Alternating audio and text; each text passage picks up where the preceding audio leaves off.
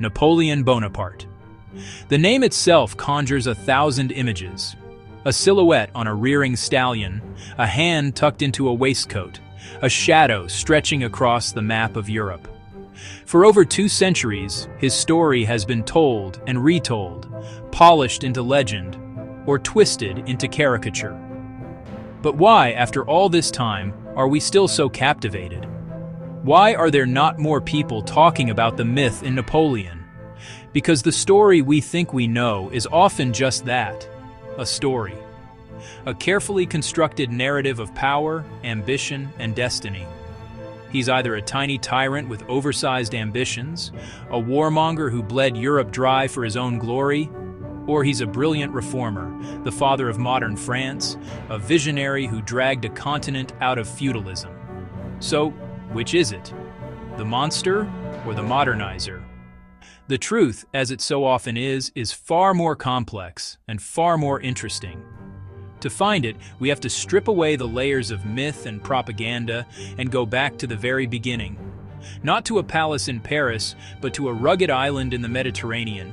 He was born, Napoleone di Bonaparte, on the island of Corsica in 1769. And this is the first crucial fact. He was born Corsican, not French. His family was minor Italian nobility, and Corsica itself had only been annexed by France a year before his birth. He grew up speaking Corsican, feeling like a subject of a foreign power, not a citizen. He even idolized a Corsican patriot who fought against the French. So right away, outsider energy. This sense of being other would fuel his ambition for the rest of his life.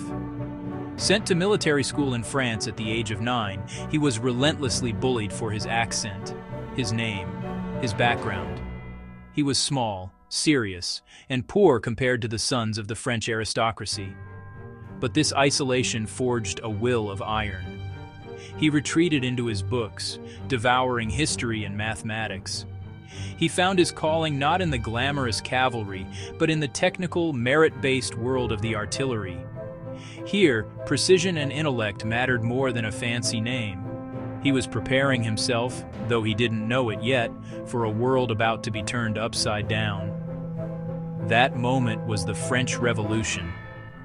As the old order of kings and nobles crumbled, France was plunged into chaos.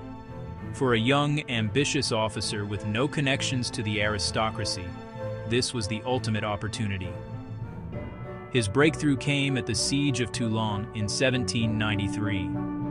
While other commanders faltered, the 24-year-old artillery captain devised a brilliant plan, seized the strategic heights, and drove the British fleet from the harbor. He was promoted to brigadier general. The outsider was now on the inside track, and this is where the myth-making truly begins.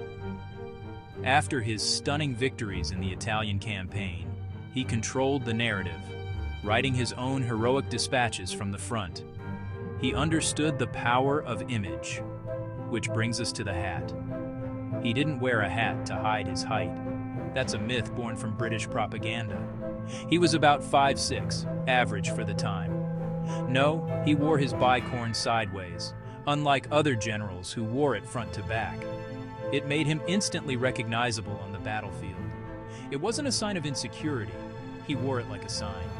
I'm in charge. Back in Paris, he saw a government weak and corrupt, and a nation craving stability. In 1799, he seized his chance in the coup of 18 Brumaire, overthrowing the Directory and becoming first consul of France. In 5 years, he would crown himself emperor. The Corsican outsider, the bullied schoolboy, was now the most powerful man in Europe. But power was not just an end in itself. It was a tool, and he was about to use it to remake France from the ground up. This is the Napoleon the Great Man theory of history loves, the reformer. He knew that to build a lasting empire, he needed more than just military victories. He needed order, efficiency, and a unified nation. So Napoleon modernized laws, creating the Napoleonic Code, a single legal framework that enshrined principles like equality before the law and religious freedom. Napoleon reformed education, establishing a standardized national system. Napoleon rebuilt bureaucracy, creating a rational, centralized administration and a stable national bank. Many of those changes were so profound, they remain with us, forming the bedrock of civil law systems in France and across the world. But this era of reform was funded by conquest. He was, above all, a military genius. He did win massive battles, often against impossible odds. His masterpiece was Austerlitz in 1805, the Battle of the Three Emperors. Facing a larger Russo-Austrian army, he feigned weakness, lured them into a trap, and achieved a victory so total it shattered the Third Coalition against him. His strategies, speed, flexibility, and the concentration of force at a decisive point are still studied in military academies today. But his hunger for power created endless wars. His genius contained the seeds of his own destruction, hubris. He couldn't accept any power but his own. He got bogged down in a brutal guerrilla war in Spain, the Spanish ulcer that drained his resources. His attempt to cripple Britain with an economic blockade, the continental system, backfired. And then came the catastrophic invasion of Russia in 1812. He led the largest European army ever assembled to its doom in the vast frozen wasteland. He won the battles but lost the war to General Winter and Russian resolve. He also lost spectacularly. Defeated and abandoned, he was forced to abdicate in 1814 and exiled to the tiny island of Elba. For any other ruler, this would be the end. But for Napoleon, it was an intermission. Elba wasn't just a plot twist, it was a reset. After less than a year, he escaped, landed in France, and rallied the nation behind him for a final desperate gamble, the 100 Days.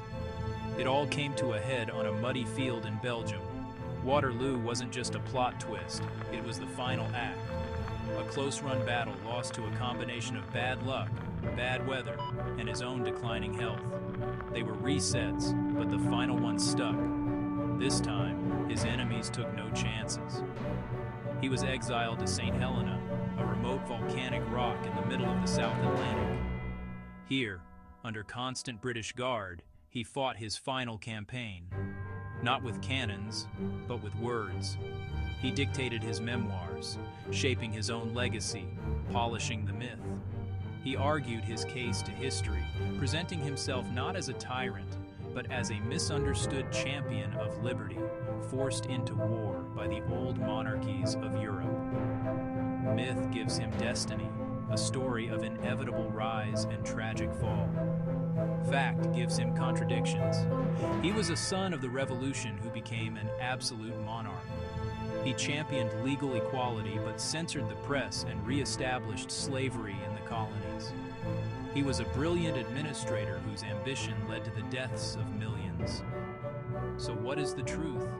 The truth is that he wasn't a god or a demon. He was a brilliant, messy human who changed Europe forever.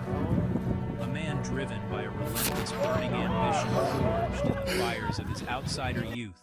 Short, dramatic, unforgettable. He embodies the paradox of the great individual in history, a product of his time who also bent the arc of history to his will, for better and for worse, just like history loves to be.